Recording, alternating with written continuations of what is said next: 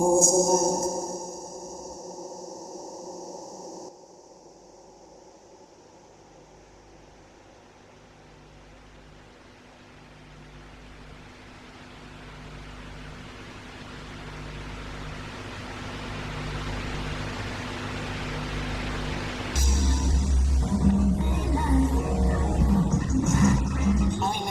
You're not going to receive freedom just because you ask for it.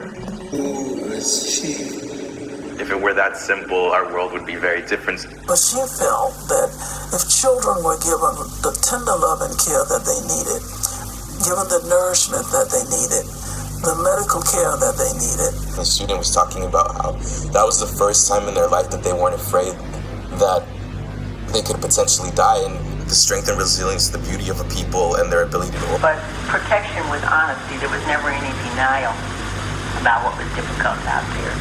But within the family, and I'm talking about in the extended family, there seems to always be time for the children.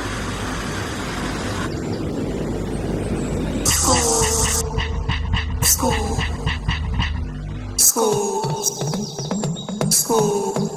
I saw people running. What transpired?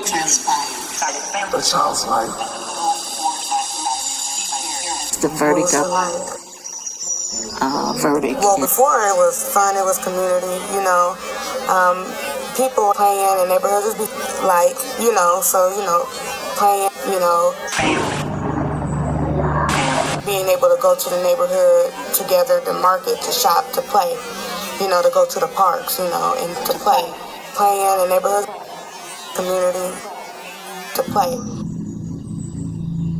After the disinvestment, you see more poverty, to more homelessness, you know. It went from fun, investment, you know, me being a kid, from lack of having a job, you know, that's what it was. What it was.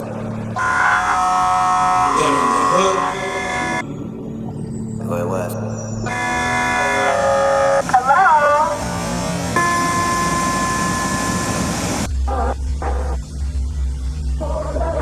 Not to give up readily. Persistence.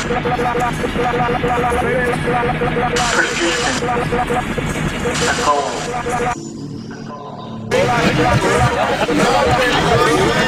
Not a limit.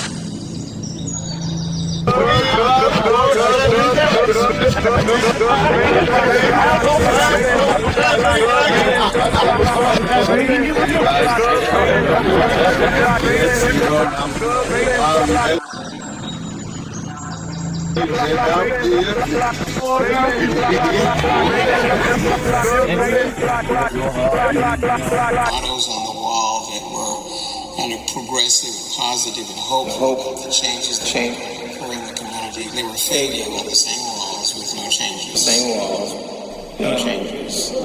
But I resisted. Fading. You haven't seen Changes. Fading. Seen it.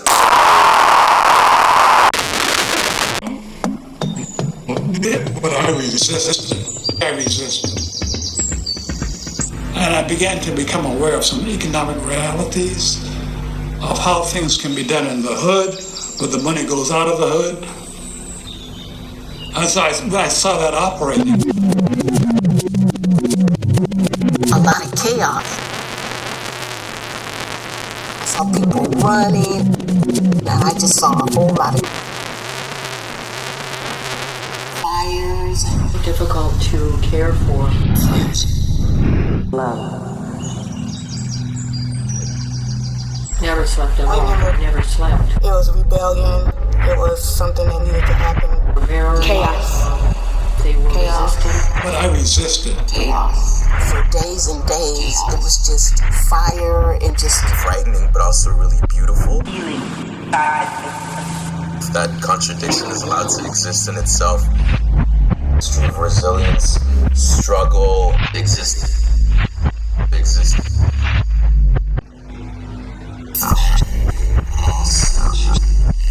raised. I know I can't afford to stop for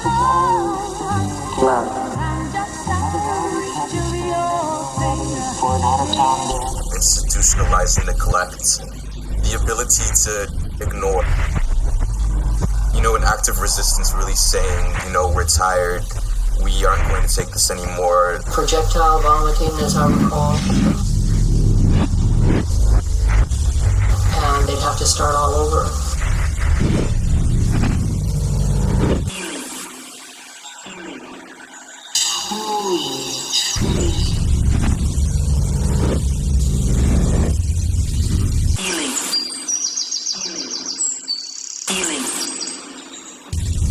Again, like the physical manifestations of a beating, and that really being flourish.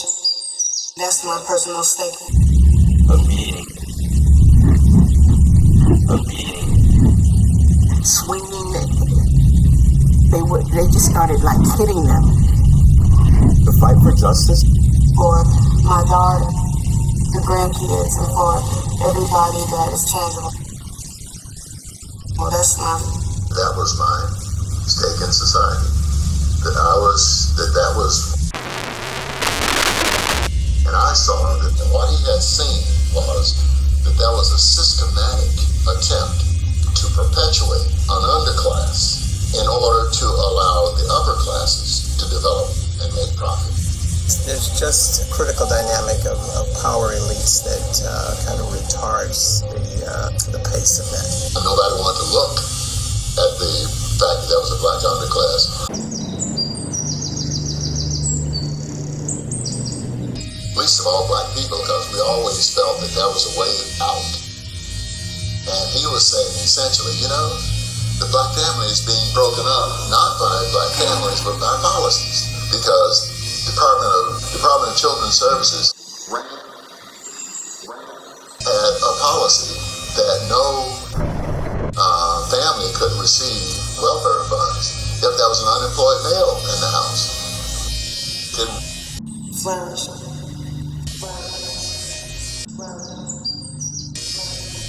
It ran the males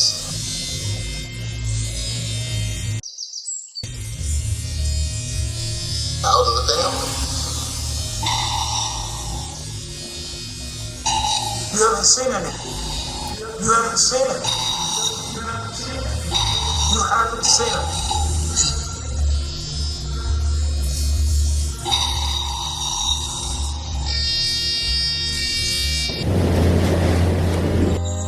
Black time.